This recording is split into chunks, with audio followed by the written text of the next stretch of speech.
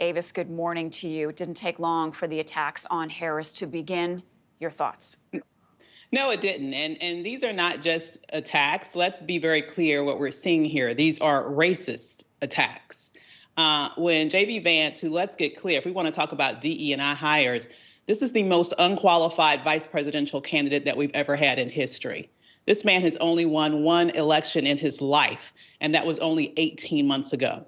Do you mean to tell me that he has the experience and the knowledge depth needed in order to run this country, if given that opportunity? But because he's a white male, no one ever questions his qualifications. And then if you want to talk about his thoughts about her not being grateful, that's just code word for she's uppity, which is a common attack that Black people, quite frankly, are tired of hearing. And so, unfortunately, it looks like the Republican Party is playing directly to their base, which includes a lot of not only right-wing individuals, but white supremacist individuals. I have a surprise for them. That's not enough for them to win.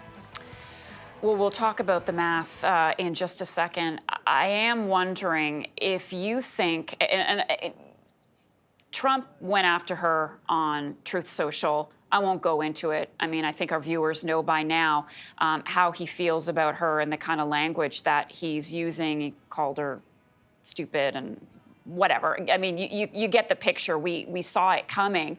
I am wondering, Avis, if you think this could backfire on Trump and the Republicans if they go too far. And I guess, you know, too far is subjective, but could it end up hurting Trump and the party?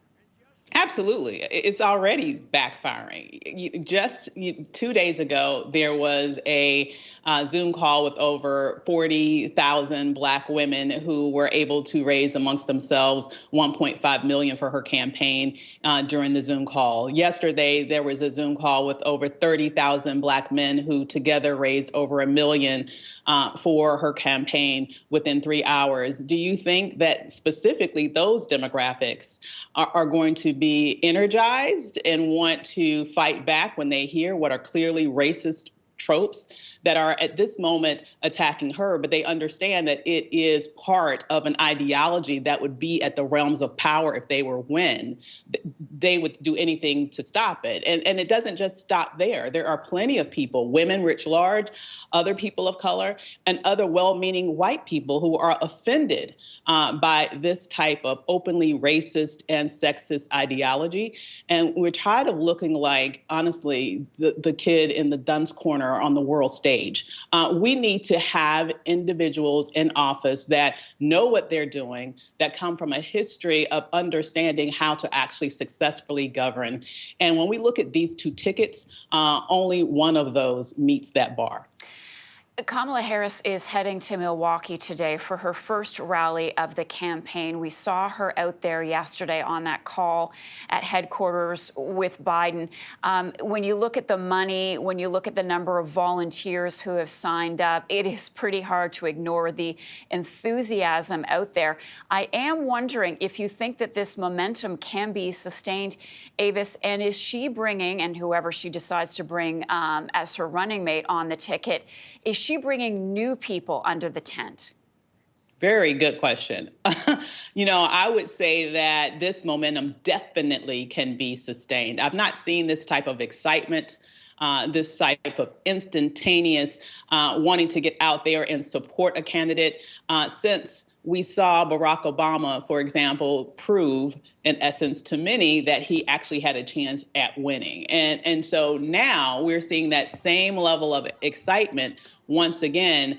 However, I think this is also someone that can appeal to women writ large in a moment in which women's rights are under attack. So definitely this is sustainable energy, and I believe that it will not only sustain, it will grow. But in addition to that, with regards to who she might bring onto the ticket, unlike Trump, who just decided he wanted to double down on ignorance and his base when making his choice, I believe that Vice President Harris is going to be more strategic. She is going to choose someone, I believe, that will help her be able to carry a state that she knows the Democratic Party needs in order to win. So there are several states that are either headed by Democrats in the governor's office or have a Democrat that has been elected to the Senate that has shown that they can win the state that could help her. And states that I'm looking at are places like Arizona, North Carolina, Pennsylvania, Michigan. Those are all spaces that I think it would be very, very wise of her to choose among any of those candidates. And that would make it a much more difficult road to victory for her competitor and a much easier road for victory for herself. Right. And that's where the math comes in, Avis. Exactly. Because unfortunately, in our system, it's not straight up how many votes you have.